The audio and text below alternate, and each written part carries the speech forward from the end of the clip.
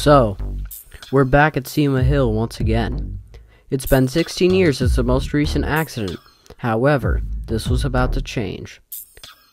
On January 12, 1997, at 11:18 a.m., UP grain train GD-NCBS-03, or 6205 West, began to descend Cima Hill with 75 cars fully loaded with corn and 3 head-end locomotives. Leading the train was UP SD60M 6205, a Triclops unit, followed by SP SD45T-2 9360, and UP SD60M 6162, which was also a Triclops unit. The train was destined for a terminal in San Francisco and had departed Las Vegas 5 hours earlier at 6:05 a.m. after a crew change.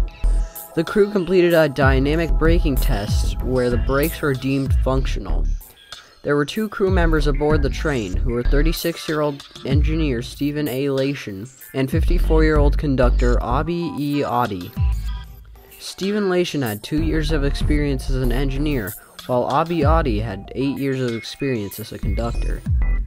At 11:20, Lation applied the dynamic brakes, slowing the train to 7 miles per hour. Things continued normally for approximately 20 minutes until 11:42. The train was traveling at 23 miles per hour with dynamic brakes engaged. Moments later, though, the train began to increase speed. Engineer Lation noticed this and correspondingly increased the dynamic braking effort. However, this would have no effect. After this, he decided to apply the air brakes to try to slow the train, but this had no effect either. He continued to increase the air braking until eventually doing a full service application, but the train kept gaining speed at 31 miles per hour. After that, he threw the train into full emergency in a ditch effort to stop the train, but at this point, it was hopeless. The train continued to gain speed for 7 minutes before the crew realized that it was all over.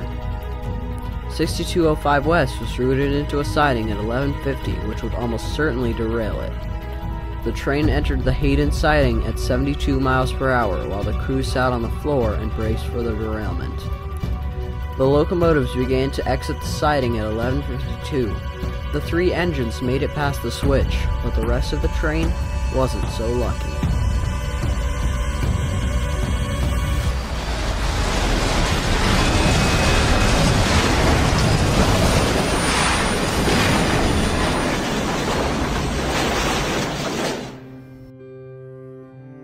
The drawbar between the first hopper and locomotives broke off, causing 68 of the cars at the front of the train to jump the tracks and pile up. The locomotives continued for a little bit before finally coming to a stop. Lation and Audi were definitely scared after the accident, but because the locomotives didn't derail, they were uninjured. When rescuers arrived on the scene, what they would find was a complete mess. Cars had just smashed into each other and flew across the ground. Some were so deformed that you couldn't even tell what they were anymore. The only cars that did not derail were 6 cars at the back of the train that had slowed to a stop before they could derail. After cleanup, the question the investigators were asking is, how could this happen? Why were the brakes on 6205 West so ineffective? After doing a brake test using a train with a similar consist, the brakes were effective and had no issues slowing the train. This led the NTSB to believe that the cause could have been related to the condition of the locomotives. Checking the records of each, it was discovered that they were all fully functional. Checking the event recorders, it was found that at approximately 11:42, the engine power was shut off completely, rendering the dynamic brakes useless. And by the time the independent air brakes on the engines were applied, they just weren't enough to stop the train in time. Why'd the engines just stop working, though? The NTSB eventually discovered that the multiple unit engine stop switch was pressed, which shut off every locomotive in the consist, leading up to the runaway and subsequent derailment. But why? When interviewing Stephen Lation, who was hired by the UP as a brakeman in October of 1990 and promoted to engineer in 1995, he explained that he was sitting in a certain position that could have caused his foot to push the multiple unit stop switch on accident. This was further proven when an investigator climbed up into 6205 and sat in the same position that Lation had described, and his foot was almost directly on the switch. The NTSB, however, did not blame Lation for the wreck.